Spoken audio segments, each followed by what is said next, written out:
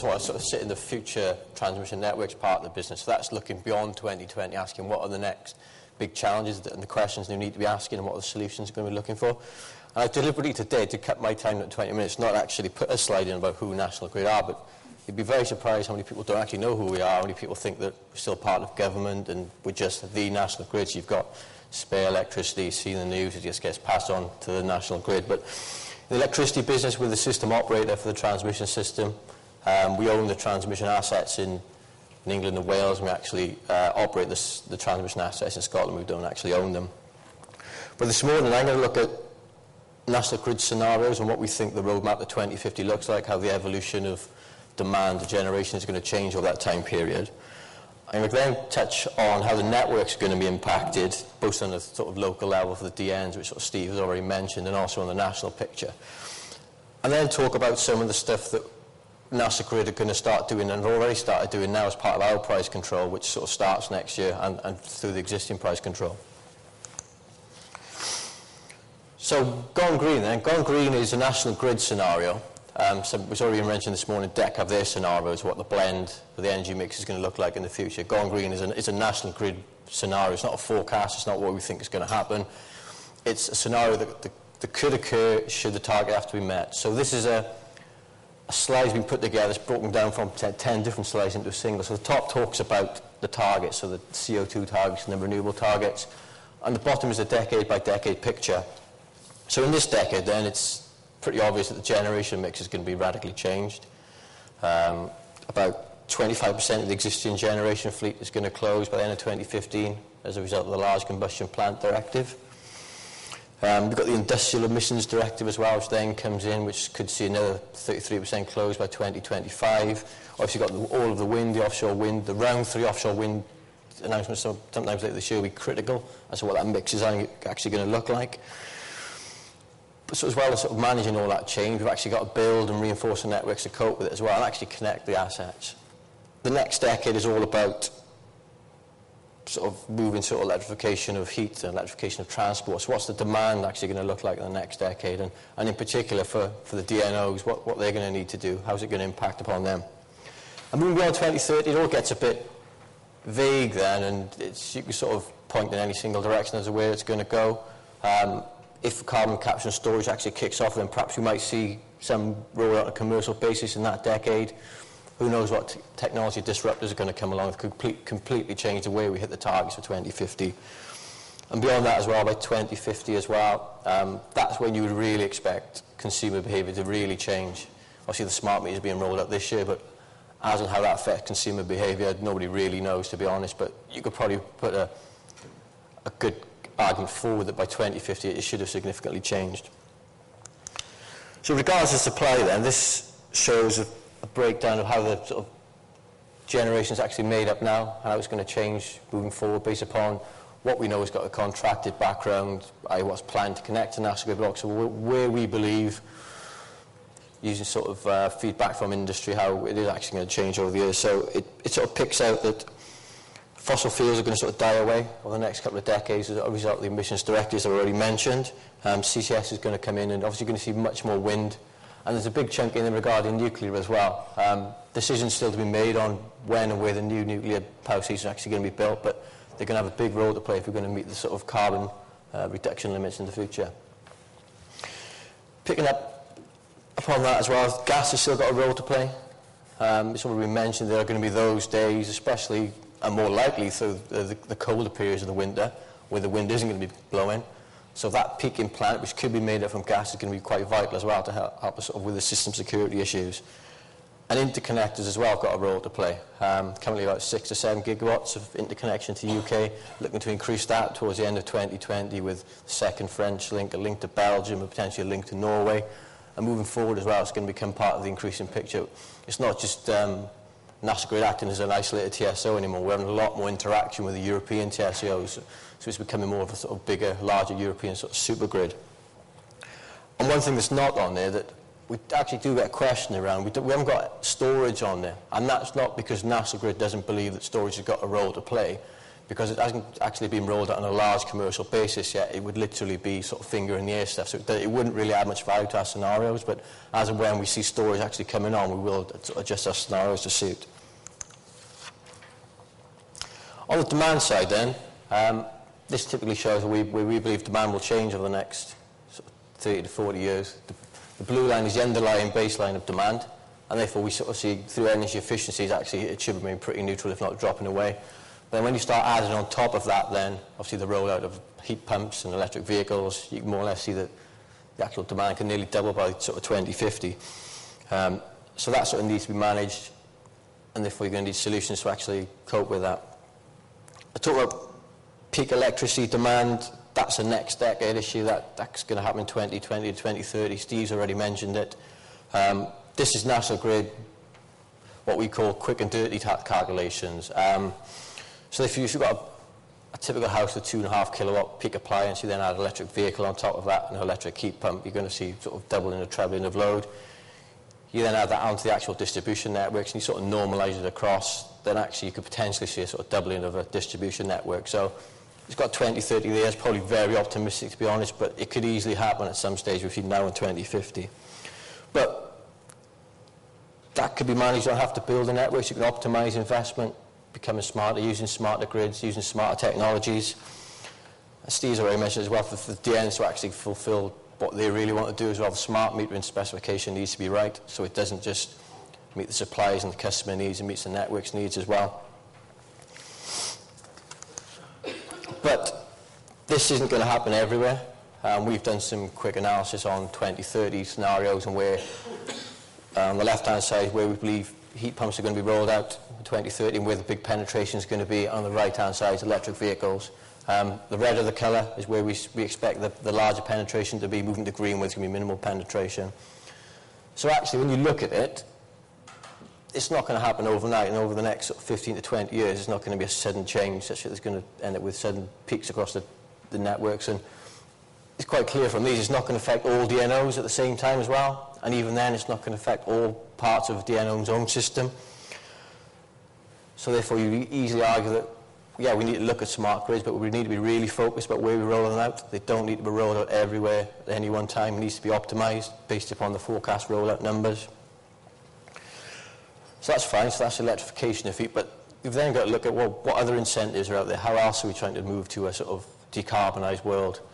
And some of the incentives moving around sort of photovoltaic cells. So this is some analysis we've done looking at various stages of rollout of PV. So this is a typical, this is going to sound quite weird actually, a summer minimum peak. But basically, if you imagine it's an August bank holiday, yeah, so typically you would argue maybe it's going to be the warmest period of the year. So the top line would where you normally expect the actual demand profile to be through the day. The sort of magenta, purpley sort of area then is where your sort of your demand or your generation is actually going to be. So that'll be your gas or your coal or your wind. And then the sort of lighter blue then is your nuclear makeup. So that's the base load, which is going to sit there as a base load generation through the day. It's not going to move, pretty immovable stuff, technically and commercially. But what you can see here, though, is as you can sort of see the impact of PVs in 10 gigawatt steps, it starts to eat into the actual profile of the generation mix to a point that if the market doesn't balance, then National Grid are going to have to balance that position. So we're going to have to do that by actually taking off generation within the market, and whether, depending on what's on at the time, whether it be wind or gas or coal. And that's great up to a point that if you have a large penetration, then at some stage you're going to end up with a position where actually you're going to eat into the nuclear element of the merit order as well. So you're not going to switch the nuclears off, so therefore you need the interconnection to actually export to Europe at that moment in time to actually get rid of that additional energy. And that's great, but you need the interconnection to actually be there, and the chances are that if we've got a pretty hot day in summer in GB, then the chances are there's going to be a similar day in Europe as well. So therefore that capacity on the interconnection isn't going to be there. So I guess my point around what this slide is trying to say is it's great and is that we incentivise the right behaviour with regards rolling out sort of greener energies, but it needs to be focused and it needs to be targeted and needs to be optimised. It shouldn't just be done without much consideration.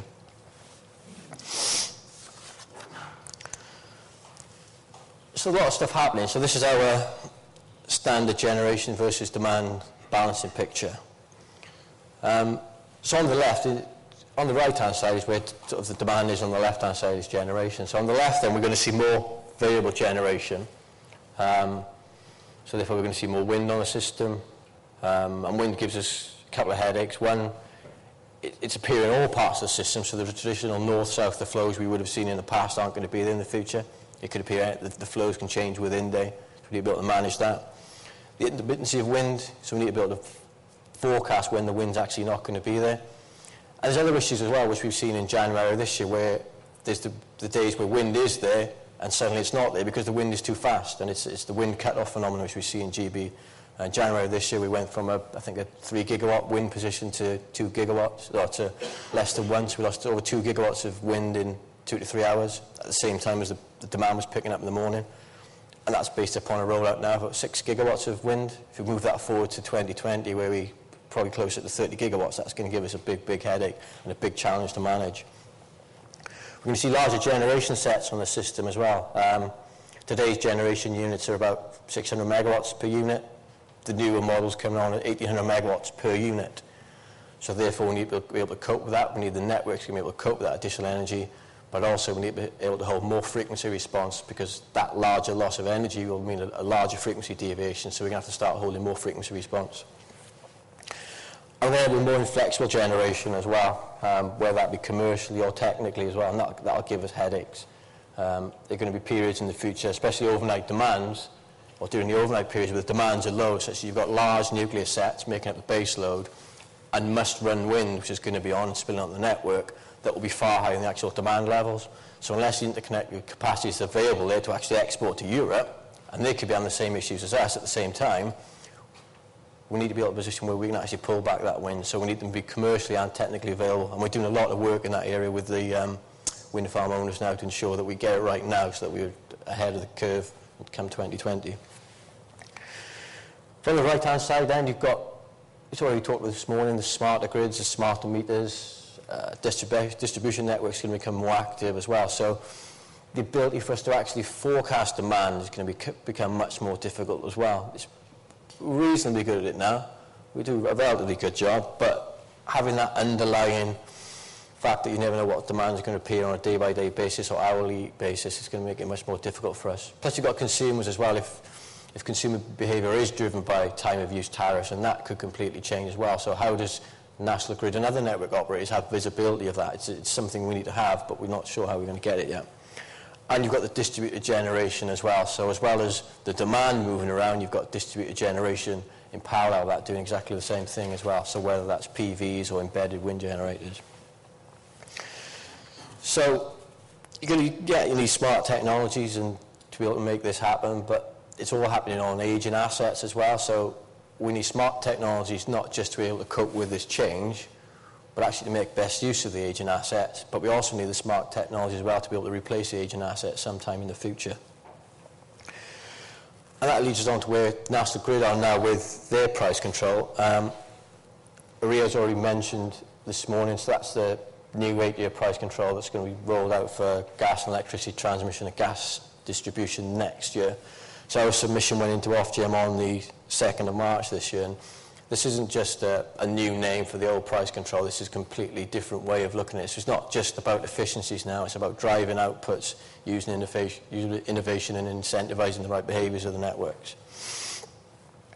So for us as well, it's about, somebody mentioned earlier on about customers. Well, nobody knows who National Grid are these days, so it's about stakeholder engagement as well. So the network operators and network owners can actually be incentivised to actually engage more with stakeholders as well. So through the past 6 months, we've had a lot of stakeholder workshops as well that help us shape our price control as well, make sure that what we are thinking we need to build will actually be needed in the future. But as part of this as well, it's also going to facilitate flexibility mechanisms. 8 years is a very long time to have a very good understanding what your business plan needs to look like, and a lot can happen in that period. So the flexibility mechanisms will allow network operators to be able to react and adjust their investment plan to actually meet the needs and build the network that's actually required. And we've done something similarly recently under the existing price control through anticipatory investment on the HVDC links from Scotland to England. And that's the type of thing that will be facilitated much better through a Rio framework. And this is just an example of how we are using RIO and what we are actually doing in regards to strategic investment. This is a low duration curve. So on the bottom we've got predicted hours of where you would expect generation or the flows to actually be. So this is of the flows from Scotland to England now. So the blue line at the bottom is the 2013 unconstrained flows. So that's what generation could run netted off demand without nationalgrid taking any action. So that's the flows you could expect to see. The purple line is a forecast of where we would expect to see it in 2020, should all the wind connect, as we anticipate, about 28 gigawatts. What we can actually see is that pretty soon we need to be in a position where we can actually build and increase capacity on the flows across there. I mean, we hit the headlines last year regards curtailing wind in Scotland. And it's something we have to do because the infrastructure just isn't there. But actually, these HVDC links will actually give us a good head start on not having to constrain as much generation back. But what it also means as well, you don't invest to the full expected flows as well. You're still going to have to do some operational activity in this sort of blue area, and whether that's through contracting ahead of need or by actually taking action in the balancing mechanism. So we have to push our assets harder, and we also need, so we're actually pushing our assets harder, we're actually going to have to be more reliant on them as well. So as well as sort of looking at the big, what we call the sexy stuff, the energy balancing stuff, we actually need to know what our assets are doing. And I was at a leadership conference yesterday, and we're doing some really excellent work, which is part of our price control submission around real-time active monitoring of our assets out there. Now, for the engineers in the room, you can actually, our guys in the field can actually get an app for their iPads and iPhones, which will actually tell them about partial discharge activity going on in the substation. So they can actually dial in and actually get early sight of what's actually going on and what the dangers are to the asset. So rather than wait for the asset to actually trip off the system, we can take it off in a controlled manner and actually allow it to actually be repaired and investigated before the actual thing breaks. And in parallel with that as well, it's looking at the wider issues. Part of our submission is looking at the Humber area. So that's looking at all the generation and the export within that Humber area, monitoring the actual market, monitoring the generator output, but actually using real-time dynamic line ratings as well to optimize the actual flows out of the Humber area. So some key things we're actually doing as part of the price control. So I guess just to finish off for me then, everyone talks about smart as it's a future thing, and it's going to be needed in the future, but it is happening now, and as Steve's already mentioned, it's actually making best use of the technologies we already know about, and we really sort of need to shift the focus from what it could deliver, which I think we pretty much know that, and what we actually needed to deliver. So we sort of need to target the investments in the smart technologies and the smart grids against what we anticipate the rollout of electric vehicles, impact of heat pumps, impact of photovoltaic cells, what that's going to be. And we need to sort of develop a plan of desired outputs on a decade-by-decade basis as well. So we actually have a roadmap about what smart's actually going to look like in the future, rather than just talk about smart being rolled out in a very general term.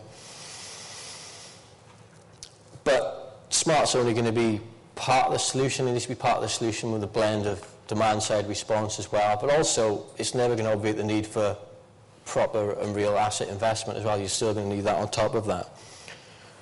And for us, sort of, RIO is a key facilitator for that. So it gives the network operators the right tools to actually be able to deliver this and help people cope in the future. And I guess to finish on that then, the price controls are right. So the key for transmission is sort of for this decade and distribution for the next. Thanks.